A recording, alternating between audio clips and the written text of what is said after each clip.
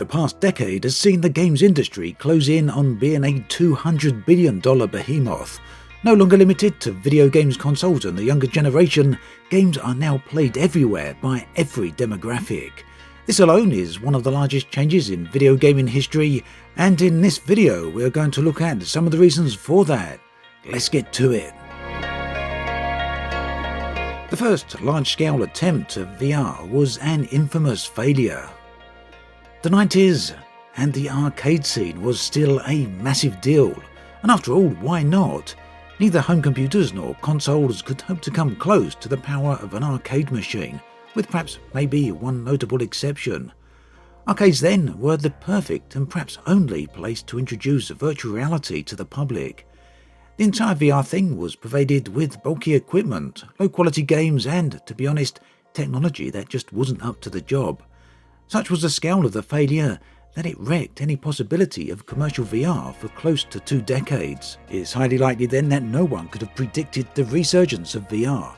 After a highly successful Kickstarter campaign, the Oculus Rift took form and became among the first truly acceptable commercial VR headset. And Valve, meanwhile, began extensive research into developing virtual reality, and they made huge steps into making it a technological success, overcoming hurdles that no one else had been able to.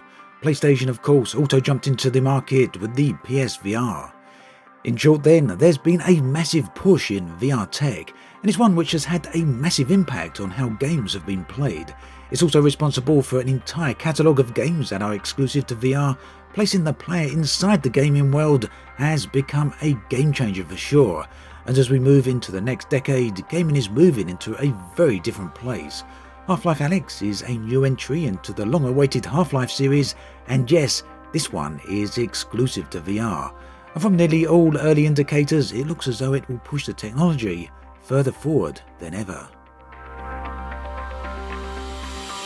Whilst this entry isn't technically directly related to gaming, it would be a massive understatement to say that live streaming hasn't had a massive impact on gaming.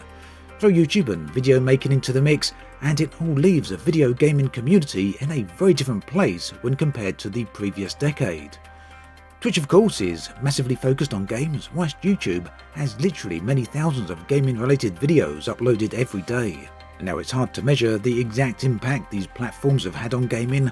For starters, these platforms are more than capable of launching a game into stellar success, as happened with Warframe, or tearing a game into shreds, as happened with Fallout 76.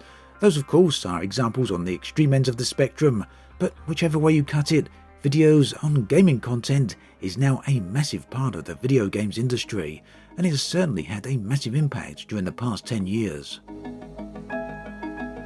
As controversial as this may be, this decade was without doubt the decade of mobile games. In 2010, the mobile gaming market was worth $800 million in the US alone, but by 2018 that figure had risen to nearly $10 billion. And with mobile gaming now accounting for over half of the global gaming industry revenue, no one can deny the massive rise of mobile gaming. Perhaps unfortunately, mobile gaming has also had a knock-on effect on the wider games industry, as publishers and developers learnt how to monetize mobile games over ever greater extents. Those same methods have found their way into certain console and PC games.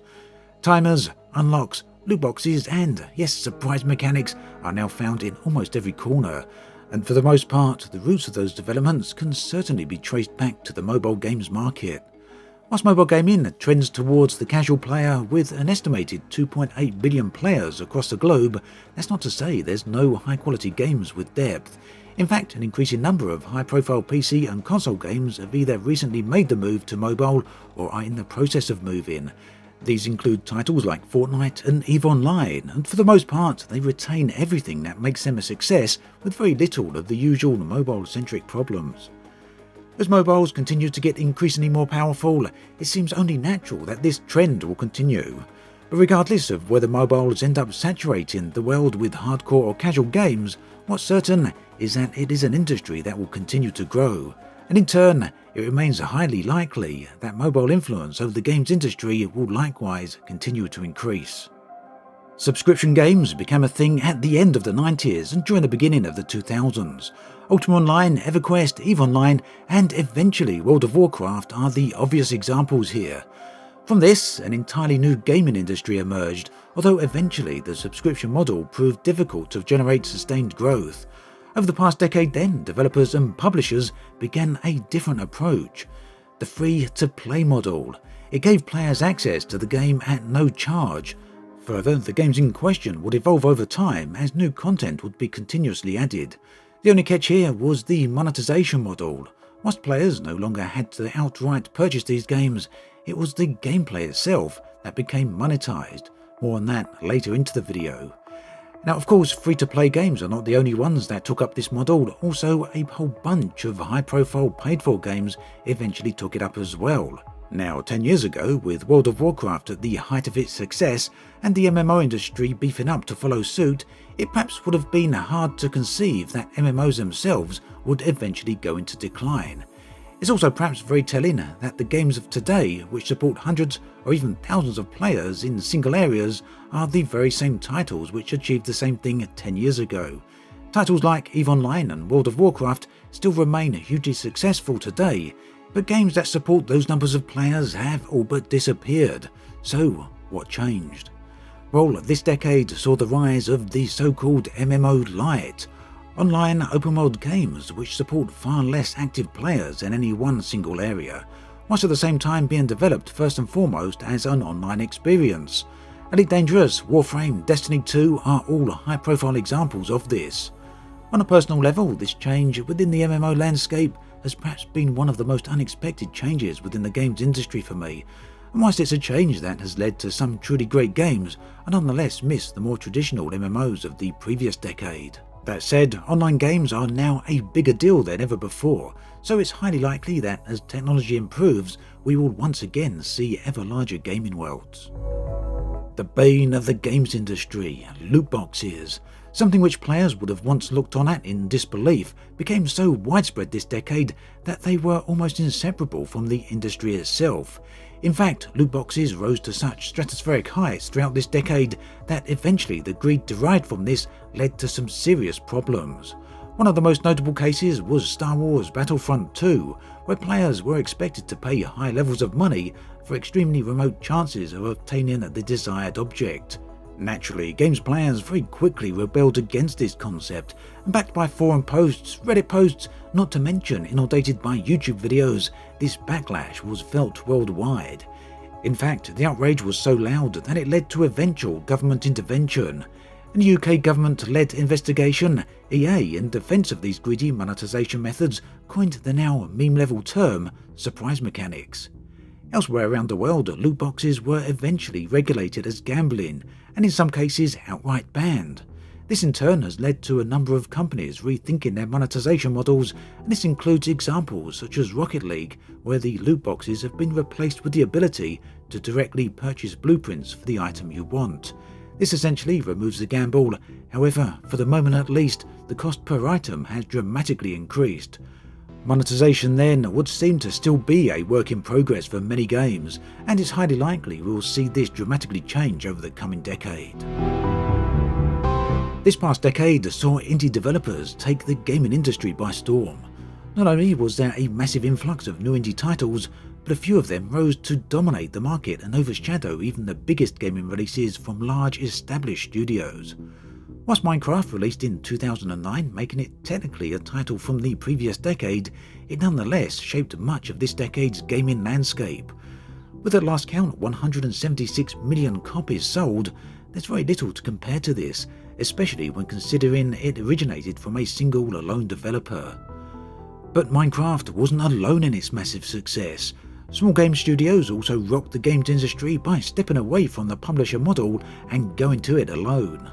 Another massive success story then is Warframe, a game that is almost permanently in the Steam top 10 played games. This decade then is full of such events, from the small success stories to the industry-changing ones. Whilst it's true that this market has perhaps reached a saturation point, it's also fair to say that a successful indie game can now easily rival the best AAA releases in terms of popularity, something that would have been unthought of a little over 10 years ago. Horse armor. Yes, that's the second mention in this video, and it was once a joke and is perhaps still an outdated meme. In 2006, Bethesda released what could perhaps be considered the first purchasable cosmetic in-game item. For $2.50 you could get your horse some brand new armor. The cost seemed excessive, and for the time it certainly was. Yet this was to be the birth of an entire sub-industry with the games market. The following decade, that's the one we're in now, has seen so many games shaped by cosmetic items.